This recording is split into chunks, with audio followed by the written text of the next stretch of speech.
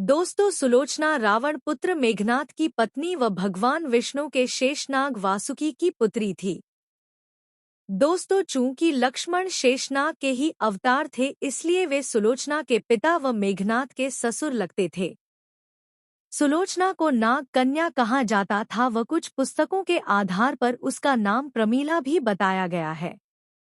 मित्रों, आखिर मेघनाद के वीर गति के प्राप्त होने के बाद सुलोचना कहाँ चली गई, आखिर क्या हुआ उसके साथ, आज के वीडियो में हम आपको ऐसी ही रहस्य के बारे में बताएंगे। तो बने रहिए वीडियो में हमारे साथ। दोस्तों, युद्धभूमि में जब मेघनाद लक्ष्मण के हाथों वीर गति को प्राप्त हो गया था, तब क्या सुलोचना अपने पति के शरीर के साथ सती हो गई थी?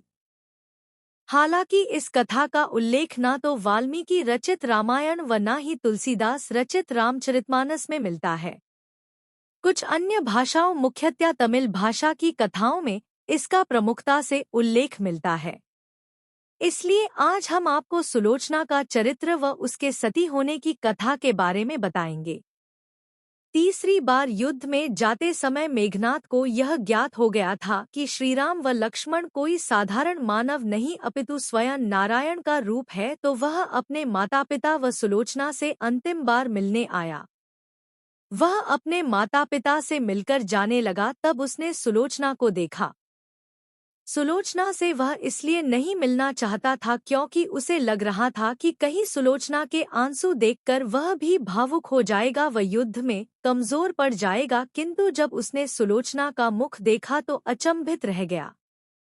सुलोचना के आंख में एक भी आंसू नहीं था तथा वह अपने पति को गर्व से देख रही थी। हालांकि उसे भी पता था कि आज उसका अपने पति के साथ अंतिम मिलन है, लेकिन एक पतिव्रता व कर्तव्यनिष्ठ नारी होने के कारण उसने अपने पति को युद्ध में जाने से पूर्व उनके कर्तव्य में उनका साथ दिया व अपनी आंख से एक भी आंसू नहीं गिरने दिया। जब लक्ष्मण मेघनाद का वध करने जाने लगे, तब भगवान श्रीराम ने लक्ष्मण से कहा कि चूंकि सुलोचना एक पतिव्रता नारी है, इसलिए मेघनाद का मस्तक भूमि पर ना गिरे।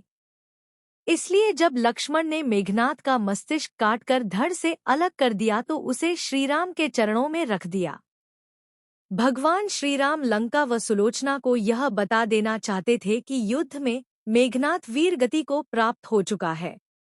इसी उद्देश्य से उन्होंने मेघनाद की दाहिनी भुजा को काटकर धनुष बाण से सुलोचना के पास पहुंचा दिया। जब सुलोचना ने मेघनाद की भुजा देखी तो उसे अपनी आंखों पर विश्वास नहीं हुआ। उसने उस भुजा से युद्ध का सारा वृतांत लिखने को कहा। उसके बाद एक कलम की सहायता से मेघनाद की भुजा ने युद्ध में घटित हुई हर घटना का वृतांत सुलोचना को लिखकर बता दिया। इसके बाद सुलोचना अपने पति की भुजा लेकर रावण के पास पहुंची व उनसे अपने पति के साथ सती होने की आज्ञा मांगी। रावण ने उसे यह आज्ञा दे दी, किंतु पति के सिर के बिना वह सती नहीं हो सकती थी।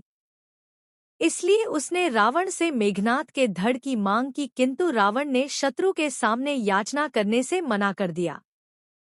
चूंकि राम एक मर्यादा पुरुषोत्तम पुरुष थे व उनकी सेना में ऐसे अनेक धर्मात्मा थे, इसलिए उसने सुलोचना को स्वयं श्रीराम के पास जाकर मेघनाद का मस्तिष्क लेकर आने की आज्ञा दे दी। सुलोचना लंका नरेश से आज्ञा पाकर श्रीराम की कुटिया की ओर प्रस्थान कर गई। जब सुलोचना भगवान श्रीराम के पास पहुंची तो श्रीराम व उनकी सेना के द्वारा उनका उचित आदर सम्मान किया गया व श्रीराम ने उनकी प्रशंसा की। सुलोचना ने भगवान को प्रणाम किया व अपने पति का मस्तिष्क मांगा। श्रीराम ने भी बिना देरी किए महाराज सुग्रीव को मेघनाद का सिर लाने को कहा, किंतु सभी के मन में यह आशंका थी कि आखिर सुलोचना को यह सब कैसे ज्ञात हुआ। तब सुलोचना ने मेघनाद की भुजा के द्वारा उसे सब बता देने की बात बताई। यह सुनकर मुख्यतया वानर राजा सुग्रीव हतप्रभ थे व उन्होंने सुलोचना से मांग की कि यदि उसके पतिव्रत धर्म में इतनी शक्ति है तो वह इस कटे हुए धड़ को हंसाकर दिखाए। यह सुनकर सुलोचना ने उस मस्तिष्क को अपने पतिव्रत धर्म की आज्ञा देकर उसे सबके सामने हंसने को कहा। इतना सुनते ही मेघनाद का कटा हुआ सिर जोर जोर से हंसने लगा। सब यह देखकर आश्चर्य में पड़ गए, किंतु भगवान श्रीराम सुलोचना के स्वभाव व शक्ति से भलीभांति परिचित थे। उन्होंने उस दिन युद्ध विराम की घोषणा की व लंका की सेना को अपने युवराज का अंतिम संस्कार करने को कहा ताकि सुलोचना के सती होने में किसी प्रकार का रक्तपात न हो। इसलिए उस दिन कोई युद्ध नहीं हुआ था।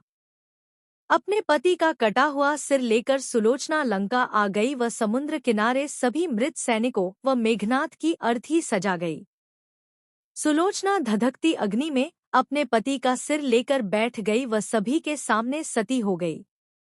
उम्मीद है वीडियो पसंद आया होगा। वीडियो को लाइक करना मत भूलिएगा, साथ ही साथ चैनल को सब्सक्राइब जरूर कीजिए। Thanks for watching.